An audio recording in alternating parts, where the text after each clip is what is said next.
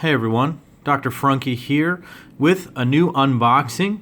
This is going to be the very first Hoback knife on the channel. Now, a little backstory, Jake Hoback, great guy, machinist by trade who translates that skill into making knives. He makes very large tactical folders. He's the inventor of the Hoback rolling detent, which is a user adjustable detent system we can talk about later. And normally he's known for making sort of beefy, large, masculine, military-like folders. He makes the Quieback, and he has done some work with some other people. He's got the, what is it called? The War Horse. That's a design with Alpha Hunter. It's just he makes these big, beefy folders. But what if somebody wanted a smaller knife, but something that was just as sturdy? So when Jake was thinking about this, he realized that he wanted to make a knife for his wife, a much smaller knife that was built to the same standards as his larger custom knives. And out of it came this knife. So this box looks pretty big on the camera, but I'm going to bring my hand in here, and you can see that this is a relatively small box. And we're going to go ahead and open this up, and the knife is even smaller. So this is the Hoback Knives MK Ultra. So MK Ultra is a reference to some type of government program about mind control from back in the day. But this is a very small little folder from Jake Hoback, and it's really interesting to me. Now, thanks to Nico, my good buddy at Today's Grill, Tomorrow's Beater, for buying this from the one and only Mr. Nick Shabazz. Now, Nick is always looking for smaller knives for his smaller hands, and this maybe fit what he was looking for a little while. I can't recall that he's made a video on this. He featured this recently in a Knife Gripes video, but this is a tiny little knife, and it's very, very interesting, and I'll let you guys kind of decide how you feel about it in a little while. So, up front, we'll go ahead and break this knife down anatomically. Up front, we've got a 2.5-inch blade of AEB-L steel. AEB-L is a great steel, nice grain structure. It's not the highest end steel out there, but just to give you an idea of what 2.5 inches looks like in a blade, here is a 0392. Here is a 3.25-inch blade, the Fisher Knives and Robert Carter Talon. The glare from that perfect satin finish never really shows that knife off quite well enough. Here's a Tashi Barusha, Jerry McGinnis 3.5-inch collab Rowdy High Tech right there. We've got a VDK War Admiral right here.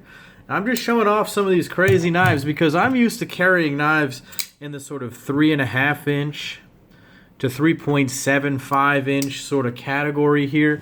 And at 2.5 inches, this knife is just unbelievably tiny.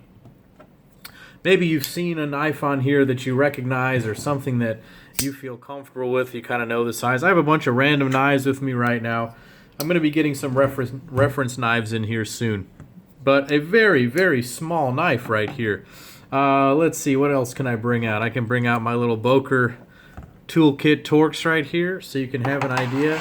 And why not a US penny? So you can see that this is a very small little knife. But that could be useful for some people. Now, around the world, there are places where 2.5 inches is all that's allowed. You need a sub 3-inch knife. This will basically fit into almost any of those carry categories. However, it is a one-hand deployment. As I know personally from New York City, if it's a one-hand deployment, it's also illegal there, but it's got a great flipping action. We'll stick with the rest of the blade here. So AEB-L steel, it's done in a tanto and is sort of Quieback grind like he likes to do. It's a very nice tip right there, good for penetrating. It came very sharp, and so it definitely does work. And at a 0.125-inch blade thickness, it's a pretty nice slicer for how small it is. Over here, we've got a pivot. I believe that it runs on some phosphor bronze washers. It is very smooth on the pivot. I'm still trying to figure out what this material is in the back. If someone can enlighten me, there's what appears to be maybe a stainless steel piece on the front, and then what may be a copper or bronze piece on the back. Maybe someone can enlighten me on that. So moving back from there, we've got some 6061 aluminum handles. These are really nicely milled. They are hard anodized to protect it from wear. And all in all, this thing is pretty well put together. You've got standoff construction here, a couple little small standoffs. And of course, everything is milled out really, really nicely. There's some jimping on the back there. Sits in your hand really nicely. It is a frame lock. It's sort of a sub-frame lock-like design. There is a piece, it is milled out inside that aluminum handle so that the stainless steel liner just nests right in there without having to be screwed in or anything. And it provides the right amount of tension. Now that's pretty neat to me. That's excellence in engineering and design, so I gotta appreciate that. Overall, this knife is pretty cool. It's clearly well made. It's very, very smooth. The deployment is incredible. I'm not gonna lie. The way that this thing just launches out, for how small it is, really once you break the detent, there's almost no way that it's gonna open. I will say that it's a little bit difficult to disengage the lock. You see how high up that release is right there? You have to really get that in there. I mean, the vast majority of knives, you can push on almost any part of this part of the lock and it's easy to disengage right there. However, on this one, you really have to stick your finger up there. And for a guy with bigger fingers like me, I'm really using my fingernail. It's a little bit uncomfortable. It's not painful by any means. It's just a little uncomfortable and difficult to do because of how small it is. Once closed, you can appreciate the tolerances. Even on a tiny little knife like this, Jake's machine work shines through here. Very high quality. I will say there's a little bit of wasted real estate between the tip of the blade and the end of the handle, which means that there's a bit of a sharp tip that comes up right there. As a guy who sometimes wears this on the waistband, that can become a little bit sharp for me. But in the pocket, it'll ride just right. Just a tiny bit of the knife sticking up for you to grab with the two screws right there. That's a brilliant design.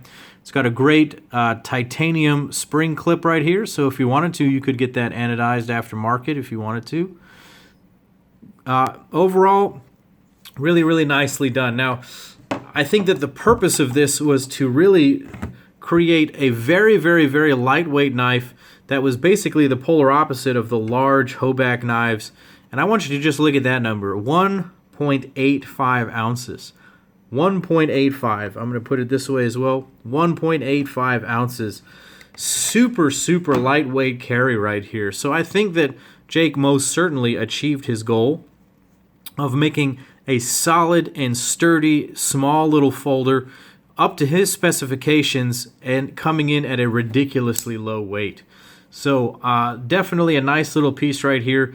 I don't really have these kinds of blade restrictions, so I don't think I would carry this knife specifically. I really, really enjoy it, and I'm glad to have had this pass through right here. Let me know what you guys think of it down below. Do you guys have small knife requirements? Is the MK Ultra exactly what you need in your collection? Look out for Nick Shabazz's video on this knife.